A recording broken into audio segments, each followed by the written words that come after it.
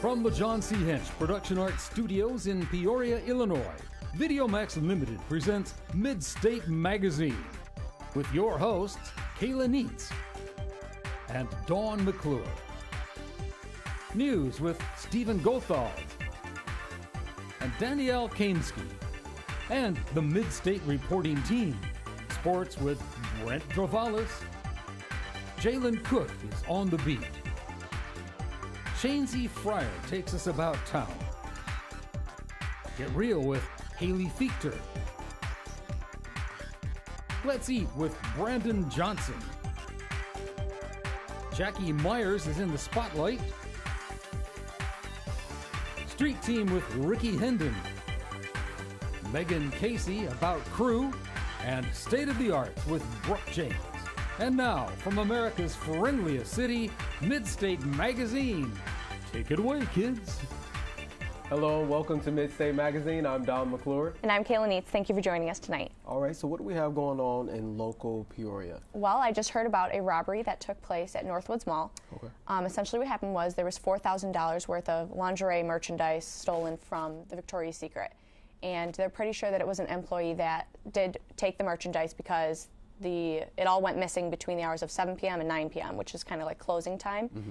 And then I believe what happened was the assistant manager came in the next day and everything was kind of gone. And the question is it really worth it once you get, to steal underwear and bras? Like, is your career or your life worth that much? Exactly, because I mean, you're talking about going to jail or something like that, for like bras and panties, essentially. Right. Also, going on local, we had Eric Holder. He's the U.S. attorney. They call him the most powerful attorney in the U.S. He is also the attorney to the U.S. president, President Barack Obama. So he was here in Peoria just trying to learn how to. What was he looking at? Basically, he was trying to figure out how to save the economy on money for the prison system, basically how to merge people back into society if we can keep them out of prison, because we spend about $80 billion on the prison system. Sure, it's definitely expensive to keep them in rather than, try to get them out there again. Exactly.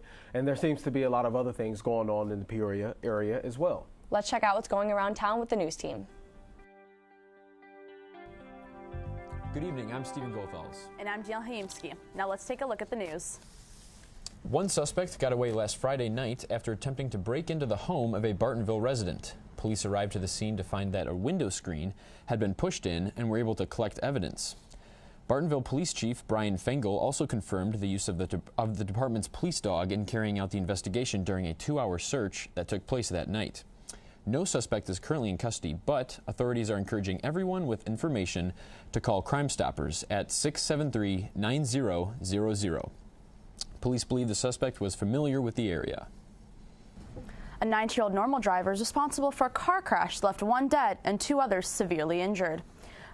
Garrett Peterson is charged with aggravated DUI after losing control of his vehicle and striking a utility pole. The crash occurred near the intersection of Parkside and Rab Roads. Peterson is currently being held in McLean County Jail with a bond set at $1 million. An autopsy was conducted early Monday afternoon. An East Peoria fire caused an estimated $30,000 worth of damage last Sunday morning.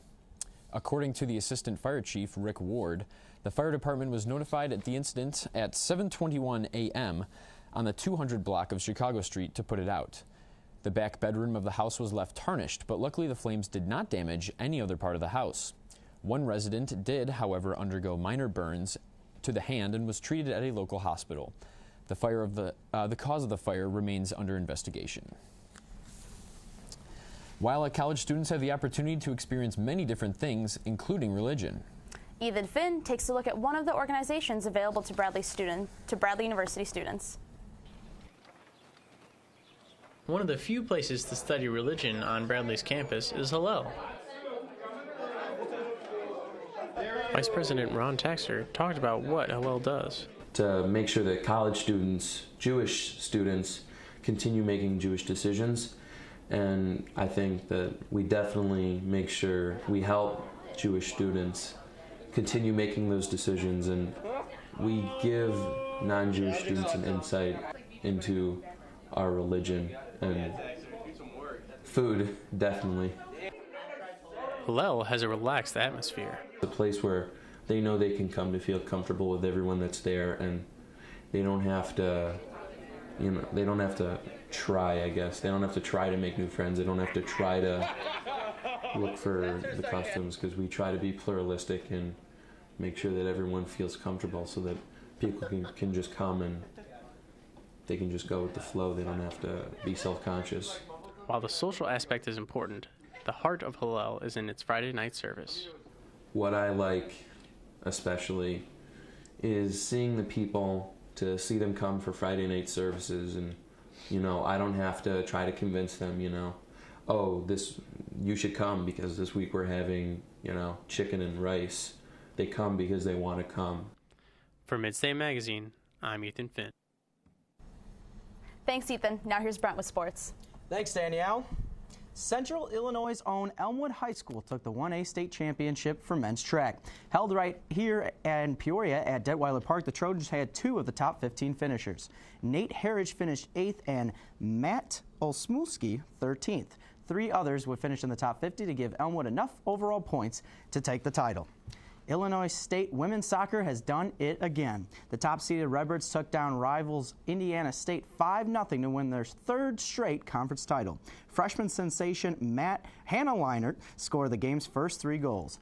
This made her the first player ever to score a hat trick in the MVC championship game.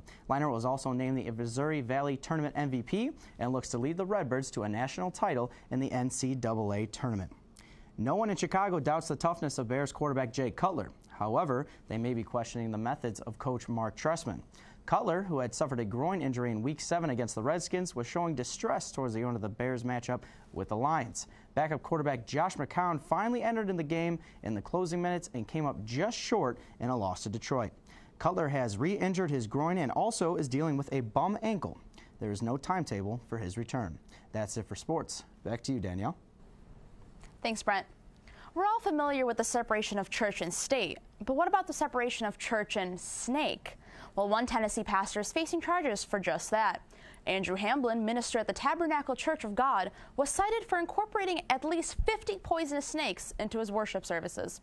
The pastor was recently featured on a reality show called Snake Salvation, where serpent handling was featured during his services.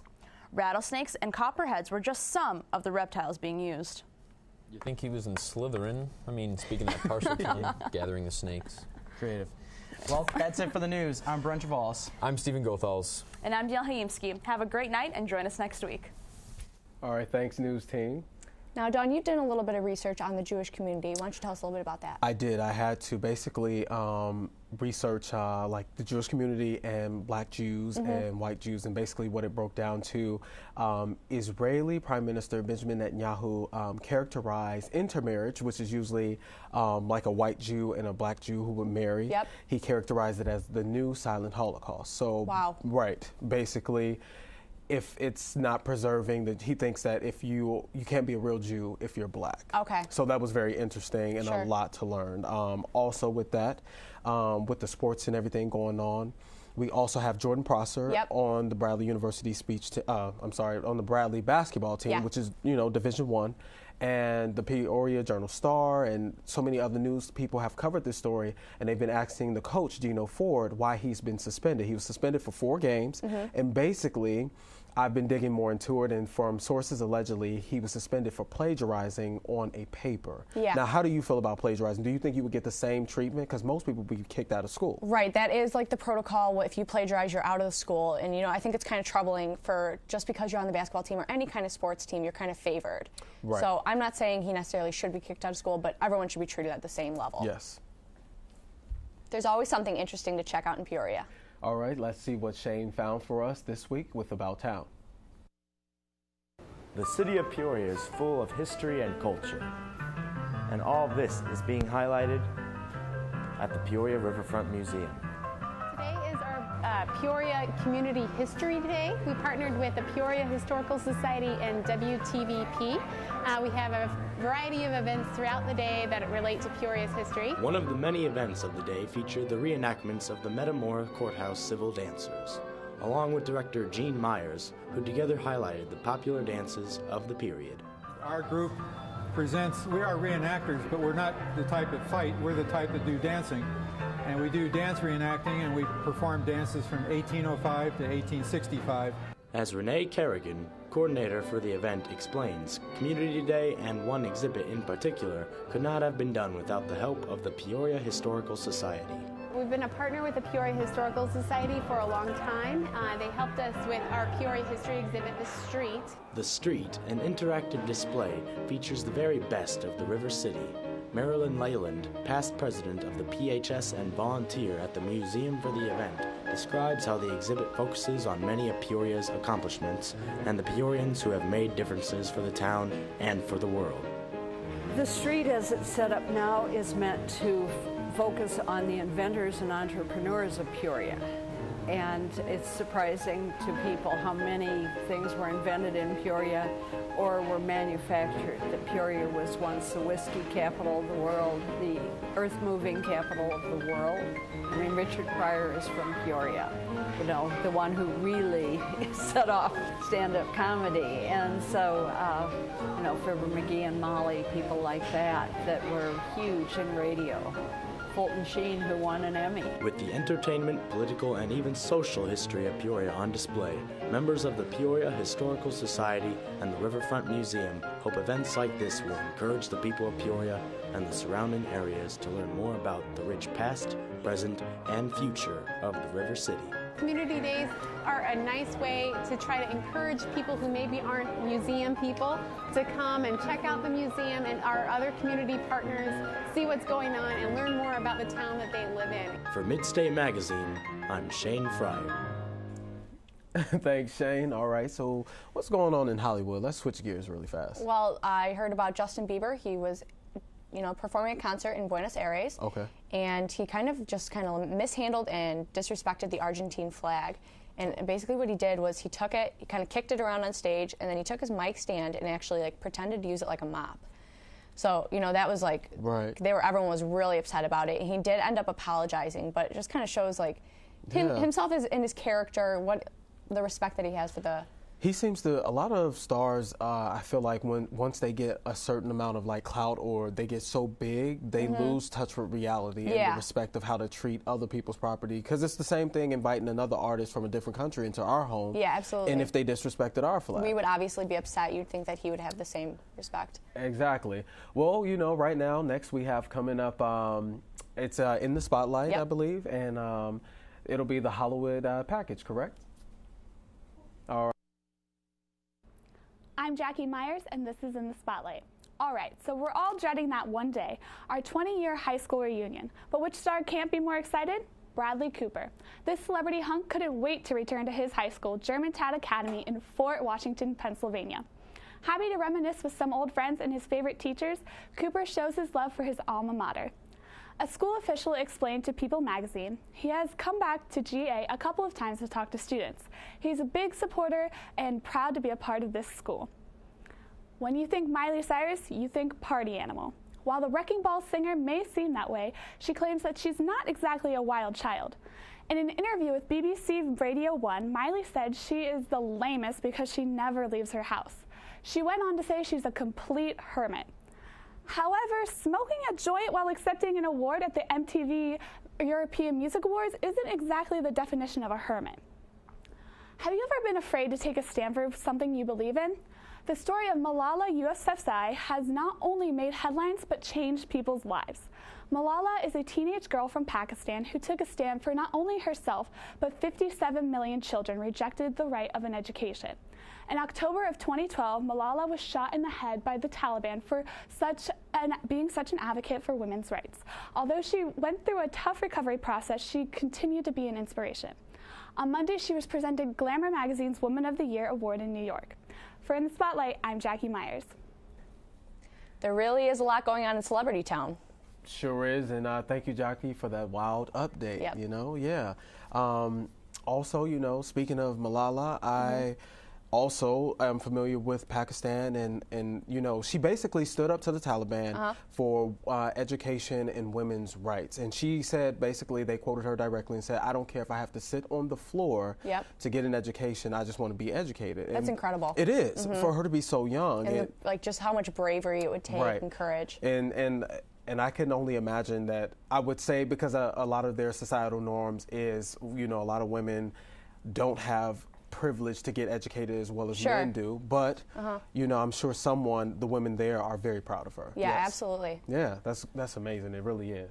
Yeah. School teachers retire every year, but they usually hang up the chalk and eraser in their 60s. We found out a teacher who retired this year with a really long resume. She's the subject of our postcard from home. The family farm in America is fading fast. Heavy mechanization has taken its place. In the not-so-distant past, a single Johnny Popper, like mine here, was all a family farm needed to survive. A woman in Williamsfield remembers the family farm very well. You were never bored because you always had a job to do. And it was a family occupation. And it was a wonderful life. One time my mother, we always ate together, of course, and my mother looked around the table and she said, I want you children to remember everything on this table except the salt and the pepper and the sugar came off his farm. 90-year-old May Olive Flickinger remembers something else well, too. Half a century, 50 years of teaching school in Brimfield. She retired just this year. So I interviewed, and I got the job, and stayed there for 50 years. And just loved it, and still miss it, and boy, when September comes, I better be busy with something. All her life, May Olive remembered something else. An airplane ride with a barnstormer at age 8. I've always been caught up with flying, and I said the only thing I want for my birthday is to go up in an airplane ride. And 2 weeks ago, another barnstormer, her neighbor, Lee White, took May Olive Flickinger for another ride, only 81 years after the first one.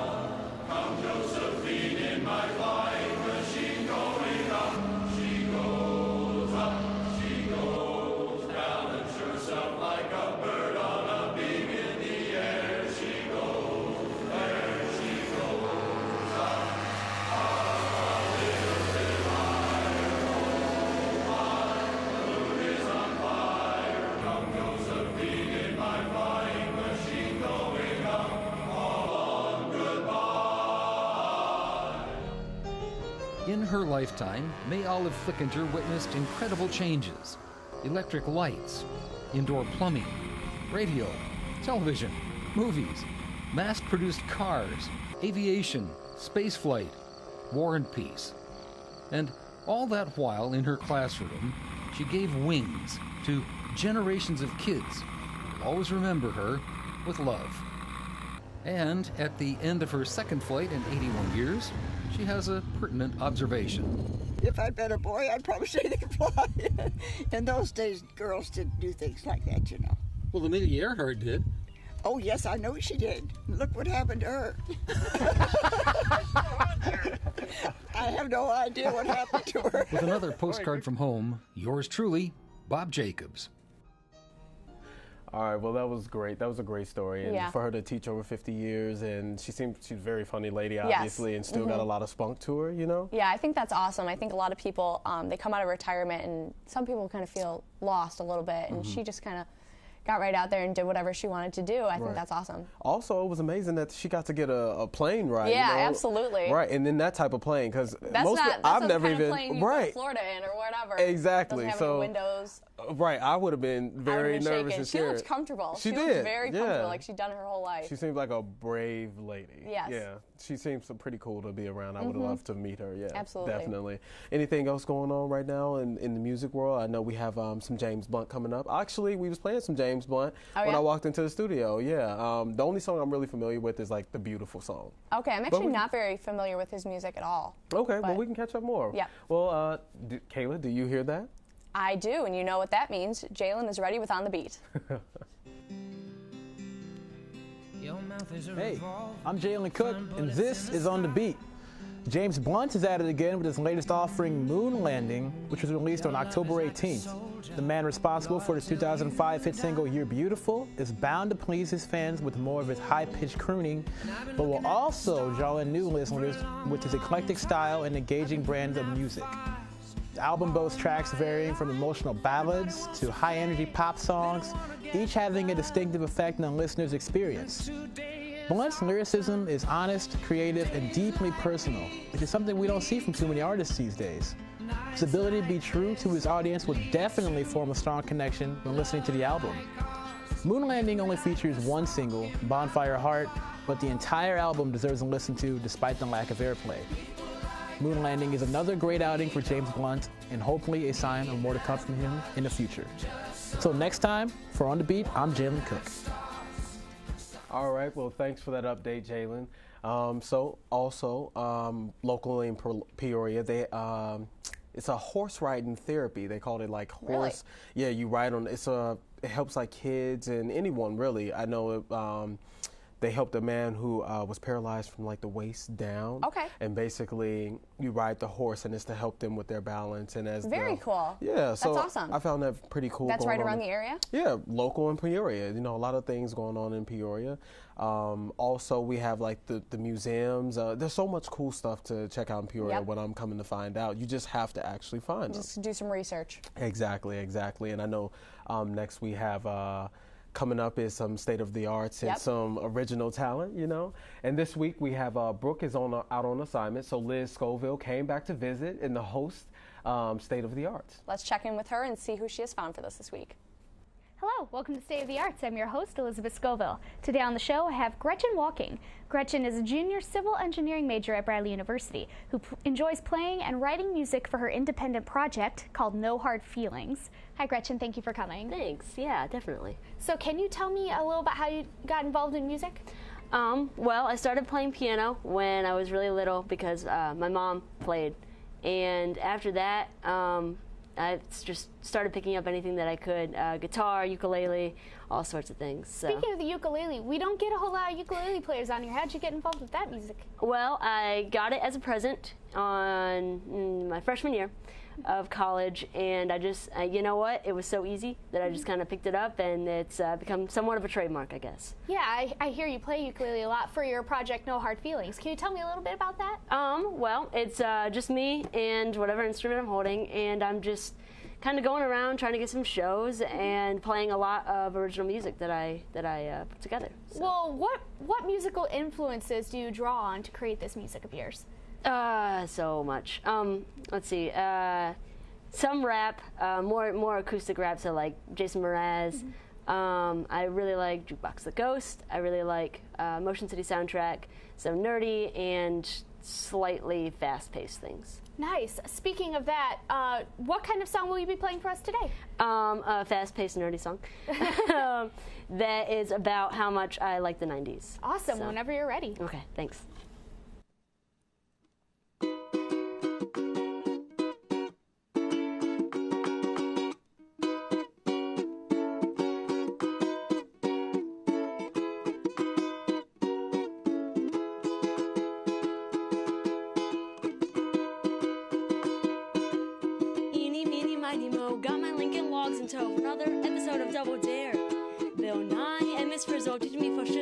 Drizzle, busy sending my slinky down the stairs. My Game Boy is always running out of batteries, and so is my CD player. But I don't care, cause I got a 90s heart. I was afraid of the dark, I like Furbies and orange soda. Got Rugrats Christmas on VHS, and I remember when Doug showed up. Clarissa explained and Stimpy complained, while I watched the plots of Pinky and the Brain. Lost Kurt Cobain to the 90s.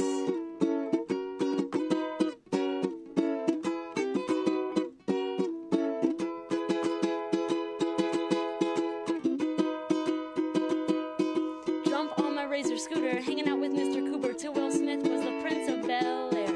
I always blew twice on my Monopoly dice. I got advice from Mr. Feeney and Cher. I could tell you what I want, what I really, really want, if you told me Carmen Sandiego's there. Do you know where? Cause I got a 90s heart. I was afraid of the dark. I got at least 3 or 4 gigapets. Nightmare Before Christmas on VHS, and I remember my record on Skip It. Got my Lisa Frank backpack, Rosie's on all that. And when I'm home alone, I set up traps. Didn't lose 2-pack to the 90s.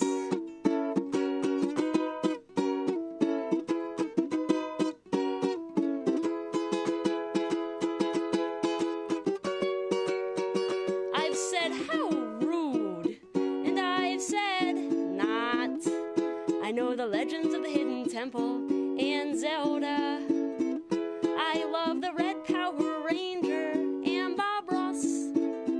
I still read Goosebumps and play hopscotch. And Michael Jordan is a baseball boss? Psych.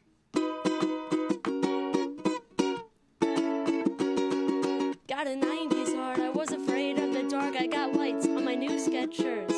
Home video, Christmas on VHS. And I feel hard at drawing with an Etch-a-Sketch. The Oregon Trail will take me far in my Hot Wheels car. If New Kids on the Block is playing hard. Lost Mufasa and Scar to the 90s.